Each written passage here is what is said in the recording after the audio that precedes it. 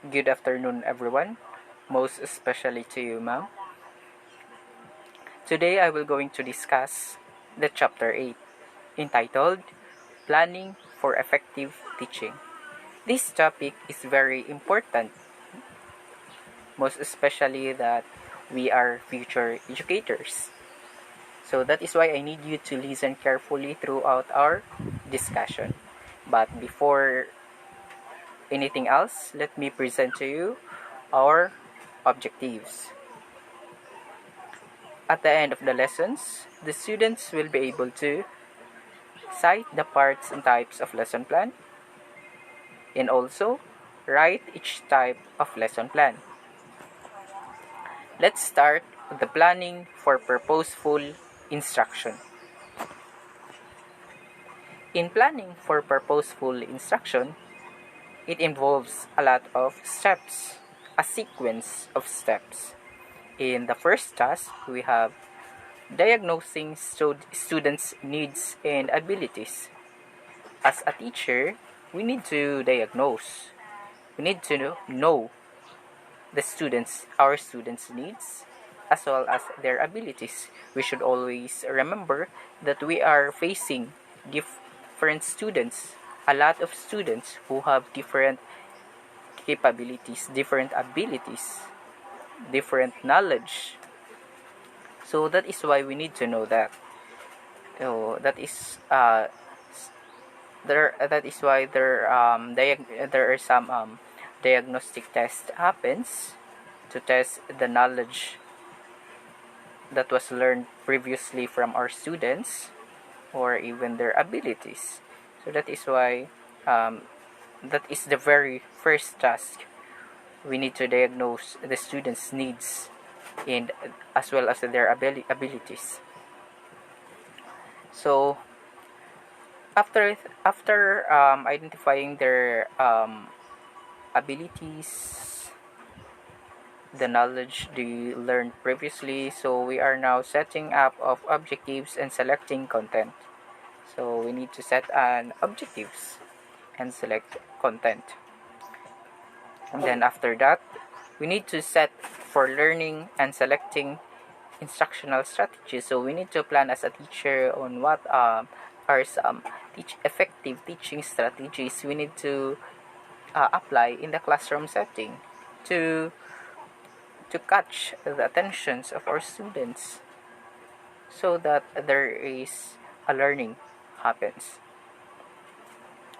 So next we have formalizing units and making lesson plans. So after those steps, we are now ready to make lesson plans. So of course, making lesson plans is very important to us because this lesson plan serves as our guidelines throughout our discussions. So this includes the objectives, the materials, and the techniques. As a teacher, we need that we tend to apply in the classroom while we are discussing. So lesson plan is very important. And after that, motivating students and guiding learning activities. So one of the important part of the lesson plan is, aside from the objectives, the motivation. So motivation is very important for us to catch the attention, the interest of our students so that they can engage our discussions. They will listen our discussion. That's the purpose of the motivation, to catch their interest and attention. So next we have plan centering on measuring, evaluating, grading the student performance, and reporting on the progress of students. So after you already make the lesson plans, so after you discuss, so we need to evaluate also the learning that was gained from our students. So that is why there is an we need to evaluate. That is why there are some quizzes happens after the discussion, quizzes, exams, performance task happens, so that we can measure if our students learned from our discussions. So next we have for the final task, following through. Following through is very important. That is why there is a removal sometimes. There is a need to reteach sometimes as a teacher. So we need to follow up. We need to follow up their the we need to follow up our students. So this is the teaching cycle. So next, let's proceed to the lesson plan. Again, lesson plan is very important because this serves as our guidelines throughout our discussion. So in planning the daily lessons, it would be well for the teacher to keep the following principles in mind.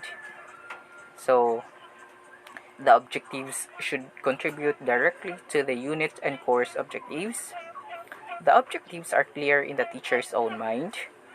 Each objective is a learning product or a terminal behavior that is definite and specific so that the teacher can aim it directly. In making lesson plan, it is very important to us to follow the SMART C. Again, what is SMART C? SMART C? Specific, measurable, attainable, relevant, time-bounded, and most especially, it should be curriculum-based. So that is, we should always remember that in making our lesson plan. So the lesson is feasible. What do you mean by feasible? It should be achievable, attainable. It is neither too difficult nor too long. It is better to do a little well than a lot badly.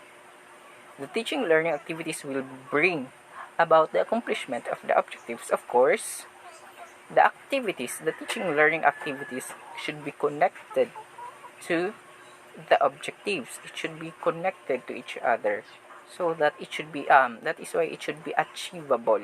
The activities should be achievable to so that the objectives will it should be met to it should met or connected to the objectives that we had made in our lesson plan. Then the teacher should be prepared to carry out the selected activities. He should know what to do and how to do it with all the materials ready on hand. Of course, as a teacher, we should always be ready. Our instructional materials, it should be ready. Ourselves, of course, in front of our students, we should be ready. We should be ready in discussing our topic. So, next we have the teacher has to provide for a suitable introduction and a culminating clinching activities. Of course, need to make, as a teacher, we need to make a suitable introduction to catch the attention of our students. Culminating clinching activities, that is a motivation. There is a motivation in such particular discussion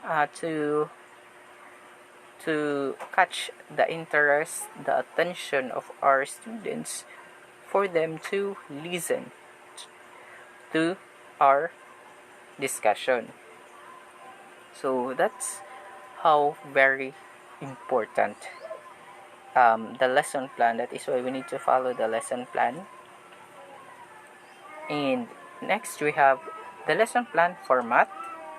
This part was already discussed by my co-presenter, Mr. Anchita, and so let's end up here. So that would be all, and I hope you learned something from our discussion, and thank you, and God bless.